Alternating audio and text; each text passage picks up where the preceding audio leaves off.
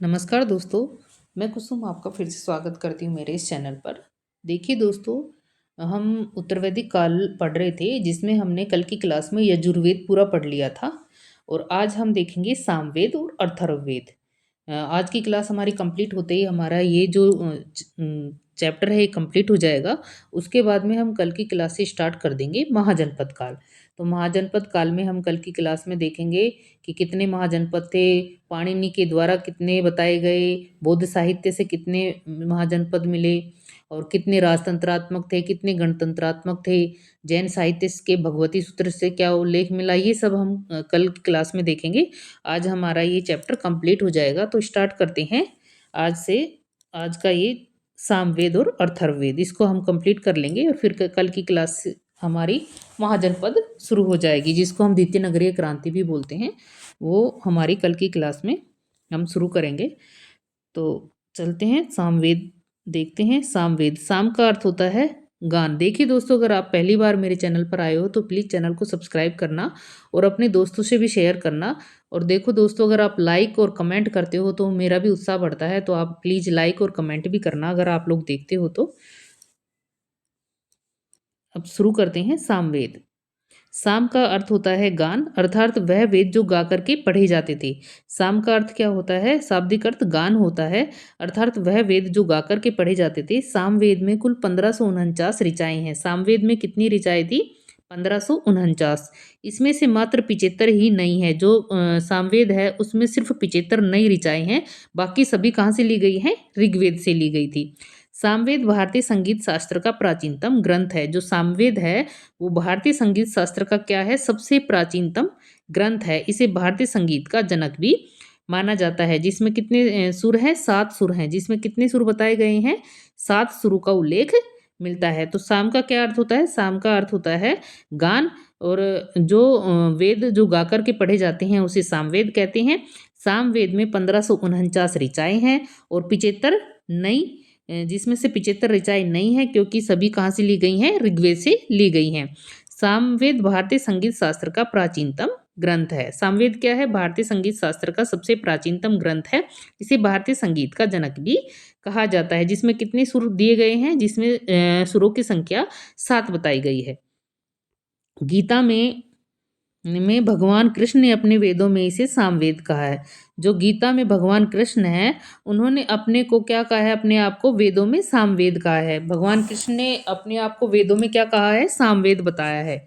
ऋग्वेद का अथर्ववेद में भी, जो ऋग्वेद है और जो अथर्ववेद है उसमें भी साम की प्रशंसा की गई है। सामवेद की प्रशंसा किस में की गई है? ऋग्वेद में। और अथर्ववेद में भी सामवेद की प्रशंसा की गई है। और जो भगवान श्री कृष्ण ने उन्होंने कहा है कि मैं वेदों में क्या हूँ? मैं वेदों में सामवेद हूँ। मैं वेदों में क्या हूँ? सामवेद हूँ। तो ये किसने बताया है? भगवान श्री कृष्ण ने अपने आप को वेदों में सामवेद कहा है। और ऋग्वेद अथर्ववेद में भी साम की प्रशंसा मिलती है।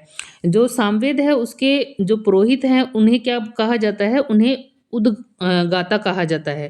पुरोहित को क्या कहा जाता है? पुरोहित को उदगाता कहा जाता है। उपवेद इसका क्या है? उपवेद इसका गंधर्व उपवेद है। कौन सा उपवेद है? सामवेद का गंधर्व उपवेद है। जिसमें क्या क्या मिलता है? जिसमें संगीत, नृत्य और गायन दिया गया है। क्या क्या दिया गया है? ये जो गंधर्व वेद है वो किससे संबंधित है? संगीत से, नृत्य और गायन से संबंधित है। ये इन चीजों से संबंधित है गंधर्व वेद। तो इसका उपवेद क्या हो गया? सामवेद का उपवेद हो गया गंधर्व वेद। और इसके पुरोहित को क्या बोलते थे? उदगाता बोलते थे। इसके पुरोहित को क्या बोलते थे? इसके पुरोहित को बोलते थे उदगाता। उदगाता क्या अर्थ होता है? जो सामवेद के मंत्रों को गाने वाला होता है उसको उदगाता बोलते हैं। उदगाता किसको बोलते हैं? जो मंत्रों का गायन करता है। मंत्रों को गाने वाले को क्या बोलते हैं? मंत्रों को जो गाता है, गाने वाले को उदगाता बोलते हैं, जो इसका पुरोहित भी कहलाता था सामवेद का। सामवेद के 2 भाग हैं। सामवेद के कितने भाग हैं? सामवेद के 2 भाग हैं, जिसको पूर्व आर्चीन बोलते हैं और उत्तर आर्चीन भी बोलते हैं। सामवेद के कितने भाग हैं? 2 भाग हैं, पूर्व आर्चीन और उत्तर आर्चीन। सामवेद की कितनी शाखाएं हैं? सामवेद की 3 शाखाएं हैं, कौधुमीय, जैमिनीय और राणायनीय। इसकी 3 शाखाएं हैं सामवेद की। पहली शाखा है कौधुमीय, दूसरी शाखा है जैमिनीय, तीसरी शाखा है राणायनीय। तो तो इसकी 3 शाखाएँ हैं सामवेद की। जो कोधूमय है, जो कोधूम शाखा है वो गुजरात से संबंधित है। कोधूम शाखा किससे संबंधित है? कोधूम शाखा गुजरात से संबंधित है। जैमिनीय शाखा कर्नाटक में वेदव्यास के शिष्य जैमिनी से संबंधित है और जो रामायणीय है वो महाराष्ट्र में इस से संबंधित है। जो रामायणी शाखा है वो महाराष्ट्र से संबंधित है। जो जैमिनीय शाखा है वो कर्नाटक, जो यानी कि दक्षिण भारत में जो कर्नाटक है वहाँ से संबंधित है और कोधूमय गुजरात से संबंधित है। तो जो वेदव्यास थे उनके शिष्य जैमिनी द्वारा ये संकलित थी, अतः इसको जैमिनी शाखा भी बोलते हैं। तो इसकी सामवेद की कितनी शाखाएँ हुई? 3 शाखाएँ हुई। पहली कोधूमय, दूसरी जैमिनीय और तीसरी रामायणीय। सामवेद का विस्तार कहाँ का आचार्य सुकर्मा ने किया था? जो सामवेद है उसका विस्तार किसने किया था?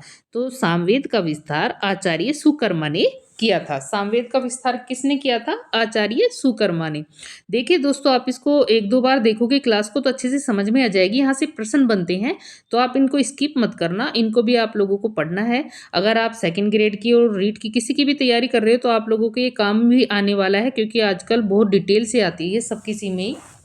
तो आप लोग सब पढ़ सकते हो इसको, सेकंड ग्रेड रीट वाले, फर्स्ट ग्रेड वाले, नेट सभी में ये काम में आती हैं और यही इसका सिलेबस होता है। तो जिस भी उसमें काम आए तो ये पढ़ सकते हो आप। इतिहास मैंने पूरा डिटेल से करवा दिया है तो आप सभी लोग देख सकते हो इसको। सामवेद के ब्राह्मण ग्रंथ, सामवेद के ब्राह्मण ग्रंथ हैं तांडेय ब्राह्मण, षड्विश ब्राह्मण और जैमिनीय ब्राह्मण। सामवेद के ब्राह्मण ग्रंथ कितने हैं? तांडेय ब्राह्मण, जिसको पंचविश ब्राह्मण भी बोलते हैं, दूसरा है षड्विश ब्राह्मण और तीसरा है जैमिनीय ब्राह्मण। तो पहला आ जाएगा तांडेय ब्राह्मण।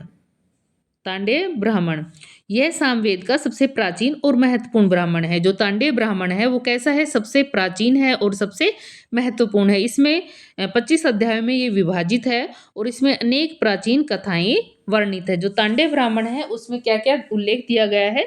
जो तांडेय ब्राह्मण है उसमें यह सामवेद का सबसे प्राचीन और महत्वपूर्ण ब्राह्मण है। इसमें 25 अध्यायों में ये विभाजित है और इसमें अनेक प्राचीन कथाएं वर्णित है। तो सामवेद के ब्राह्मण ग्रंथ में पहला हो गया तांडेय ब्राह्मण, दूसरा हो गया षड्विश ब्राह्मण। इसे तांडेय ब्राह्मण का पूरक माना जाता है। जो षड्विश ब्राह्मण है उसको किसका पूरक मानते हैं? तांडेय ब्राह्मण का। इसमें चमत्कारों और शकुनों से संबंधित जो सगुन होते हैं, शकुन होते हैं, उनसे संबंधित अतिरिक्त जानकारी मिलती है। किसमें मिलती है हमें? तांडेय जिसको बोलते हैं षड्विश ब्राह्मण, इसमें मिलती है। तीसरा आ जाएगा अपना जैमिनीय ब्राह्मण। जैमिनी ब्राह्मण यह महर्षि व्यास के शिष्य जैमिनी और उनके शिष्यों द्वारा संकलित किया गया था। इसमें यज्ञ की दैनिक आहुति का वर्णन है। इसे तल्वकार ब्राह्मण भी कहा जाता है। किसको तल्वकार ब्राह्मण कहा जाता है? जैमिनीय ब्राह्मण को। यह महर्षि व्यास के शिष्य जैमिनी और अनेक शिष्यों, उनके शिष्यों द्वारा संकलित किया गया है, जिसमें क्या मिलती है? इसमें यज्ञ की दैनिक आहुति का वर्णन भी मिलता है। इसके अन्य ब्राह्मण हैं आर्षेय ब्राह्मण, वंश ब्राह्मण और सामविधान ब्राह्मण। इसके अन्य ब्राह्मण कौन कौन से हैं? वो प्रमुख ब्राह्मण थे 3, जिसमें आ जाएगा तांडेय ब्राह्मण, षड्विश ब्राह्मण और जैमिनीय ब्राह्मण। और इसके अन्य ब्राह्मण में आ जाएगा आर्येश ब्राह्मण, आर्षेय ब्राह्मण, वंश ब्राह्मण और सामविधान ब्राह्मण इसके अन्य ब्राह्मण आ जाएंगे। अब हम देखते हैं सामवेद के उपनिषद। सामवेद के उपनिषद में छांदोग्य उपनिषद और केन उपनिषद आ जाएगा। सामवेद के जो उपनिषद हैं उसमें क्या क्या आ जाएंगे? छांदोग्य और केन उपनिषद आ जाएगा। पहला आ जाएगा छांदोग्य उपनिषद। छांदोग्य उपनिषद में वसुदेव और देवकी के पुत्र वासुदेव श्री कृष्ण का उल्लेख है। जो छांदोग्य उपनिषद है इसमें ऐसे क्वेश्चन बनते हैं कि वासुदेव श्री कृष्ण का उल्लेख कौन से उपनिषद में है, तो आपको आंसर देना होगा छांदोग्य उपनिषद। ऐसे कुछ भी आ जाता है ऐसे, जैसे एक मेव अद्वितीय ब्रह्म कहाँ है, अद्वैतवाद की संकल्पना कहाँ की गई है, तो ये की गई है छांदोग्य ब्राह्मण में। तो आप लोगों को ये अच्छे से देखना है। छांदोग्य उपनिषद में पूर्व जन्म का विचार विकसित रूप में मिलता है। जो छांदोग्य उपनिषद है उसमें पूर्व जन्म का विचार कैसे मिलता है? विकसित रूप में।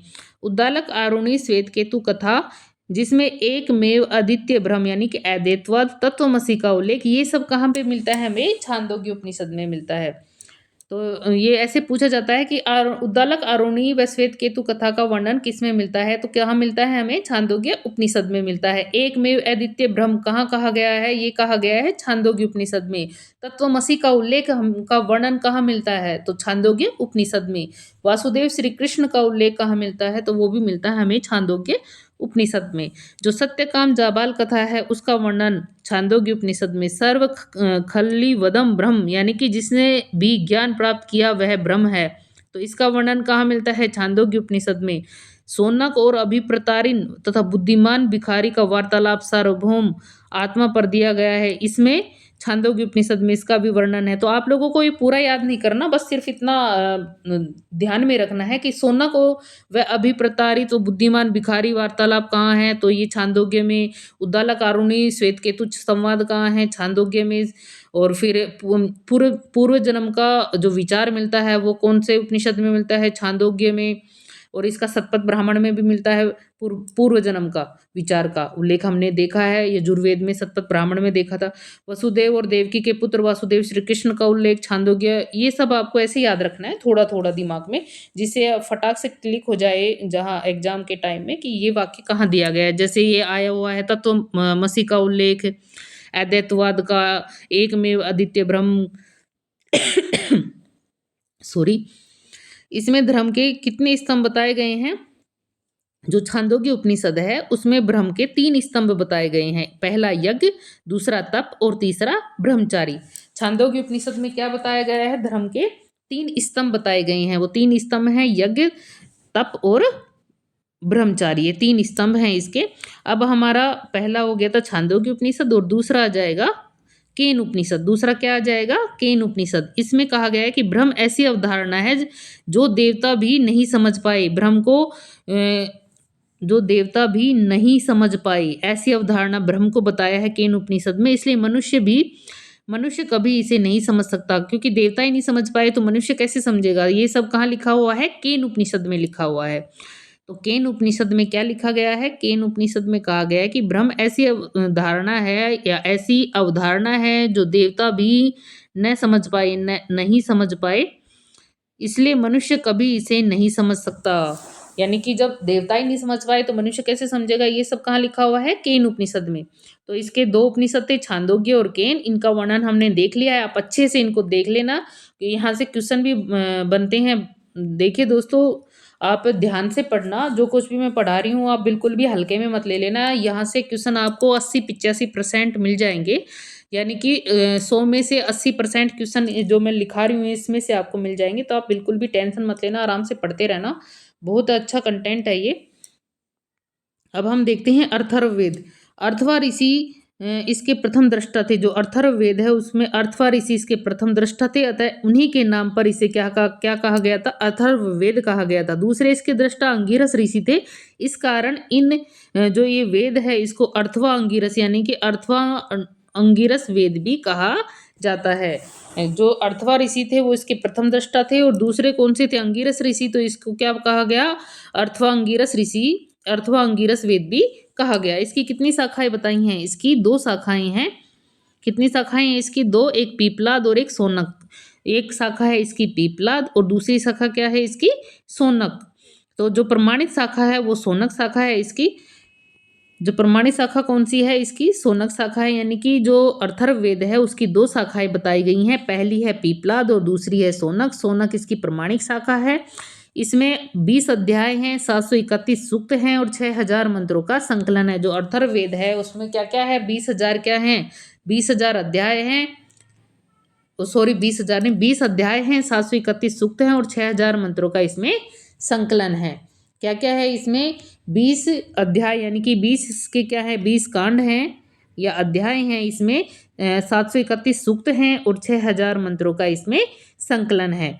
इसके लगभग इसमें लगभग 12,000 मंत्र कहाँ से लिए गए हैं? ऋग्वेद से लिए गए हैं। इसमें जो 12,000 मंत्र हैं अथर्ववेद में वो कहाँ से लिए गए हैं? वो लिए गए हैं ऋग्वेद से। इसकी कुल ऋचाएं यज्ञ संबंधी तथा ब्रह्म विद्या विषयक हैं। इसकी जो ऋचाएं हैं, जिसकी कुछ ऋचाएं हैं वो यज्ञ संबंधी और ब्रह्म विद्या विषयक संबंधी भी हैं, इसलिए इसे ब्रह्मवेद भी कहा जाता है? ब्रह्मवेद किसको कहा जाता है? ऐसे भी क्वेश्चन आ सकता है, तो अथर्ववेद को कहा जाता है, क्योंकि इसकी जो ऋचाएँ हैं, कुछ तो यज्ञ संबंधी हैं और कुछ ब्रह्म विद्या संबंधी हैं, या उनके ब्रह्म विद्या से विषय से संबंधित हैं, तो इनको क्या कहा गया है? ब्रह्मवेद भी कहा गया है। इसको संपादित करने वाले जो ब्राह्मण होता है, उसको ब्रह्म कहा जाता है। जो इसको संपादित करता है ब्राह्मण, उसको क्या बोलते हैं? उसको बोलते हैं ब्रह्म। उसको क्या बोलते हैं? उसको ब्रह्म बोलते हैं। इसको संपादित करने वाले ब्राह्मण को ब्रह्म बोलते हैं।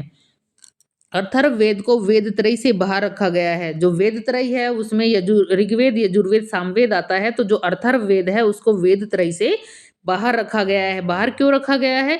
क्योंकि जो विषय वस्तु है इनकी वेदत्रयी की, जो तीनों वेद हैं पहले के, ऋग्वेद, यजुर्वेद, सामवेद, उनकी विषय वस्तु कैसी है? पारलौकिक जीवन की, जिसमें आत्मा, ब्रह्म, पुनर्जन्म, यज्ञ, कर्म आदि का उल्लेख है। उसमें किस किस का उल्लेख है? जो अथर्ववेद को वेदत्रयी से बाहर रखा गया है। वेदत्रयी का मतलब क्या है? ऋग्वेद, यजुर्वेद, सामवेद। वेदत्रयी से अथर्ववेद को बाहर इसलिए रखा गया है क्योंकि जो वेदत्रयी है उसकी विषय वस्तु पारलौकिक है, जिसमें आत्मा, ब्रह्म, पुनर्जन्म, यज्ञ और कर्म का उल्लेख है, वर्णन है। वहीं जो अथर्ववेद है उसकी विषय वस्तु कैसी है? जो अथर्ववेद है उसकी विषय वस्तु धर्म ज्ञान, सामाजिक नैतिकता, चिकित्सा, ब्रह्म ज्ञान, जादू टोना, तंत्र मंत्र, मारण मोहन, उच्चारण, विघटन, राजभक्ति, विवाह, प्रणय गीत, रोग निवारण, औषधि, शत्रु दमन आदि से संबंधित है। तो इसको वेदत्रयी से क्या रखा गया है? अथर्ववेद को वेदत्रयी से बाहर रखा गया है, क्योंकि दोनों की जो विषय वस्तु है वो अलग अलग है। अथर्ववेद की अलग है और जो वेदत्रयी तीनों वेद हैं उनकी अलग विषय वस्तु है, तो उन दोनों को अलग अलग रखा गया है। क्योंकि जो वेदत्रयी है उसकी विषय वस्तु पारलौकिक है, और जो ये अथर्ववेद है उसकी जो जादू टोना, धर्म ज्ञान, हमारी जो सामाजिक नैतिकता है, चिकित्सा, ब्रह्म ज्ञान, इससे संबंधित है। अथर्ववेद का उपवेद क्या है? अथर्ववेद का उपवेद शिल्पवेद है। अथर्ववेद का उपवेद क्या है? शिल्पवेद। इसका कोई आरण्यक नहीं है। जो अथर्ववेद है उसका एक भी आरण्यक नहीं है। इसका शिल्पवेद क्या है? उपवेद है। अथर्ववेद का उपवेद क्या है? शिल्पवेद। और इसका कोई भी आरण्यक ग्रंथ नहीं है। अथर्ववेद के अब हम देखते हैं ब्राह्मण ग्रंथ। अथर्ववेद के क्या आएंगे अब? ब्राह्मण ग्रंथ। ब्राह्मण ग्रंथ में गोपथ ब्राह्मण आ जाएगा। इसका एक ही ब्राह्मण ग्रंथ अथर्ववेद का, वो है गोपथ ब्राह्मण। अथर्ववेद का ब्राह्मण ग्रंथ क्या है? गोपथ ब्राह्मण।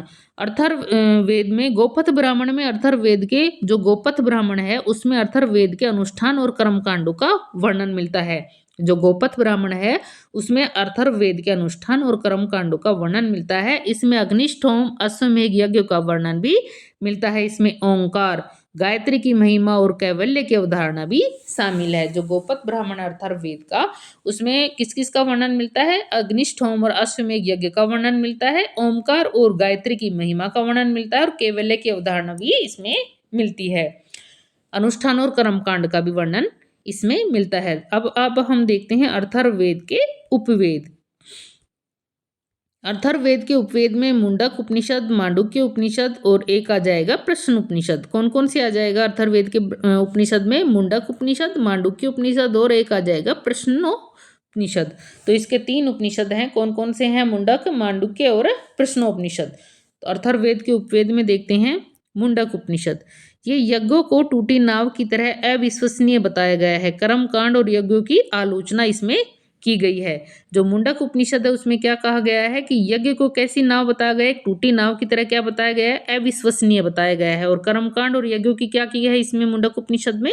आलोचना की है। संसार को मकड़ी के जाल के समान बताया और कहा कि ब्रह्म का वास्तविक स्वरूप आत्मा है। ब्रह्म का वास्तविक स्वरूप क्या है?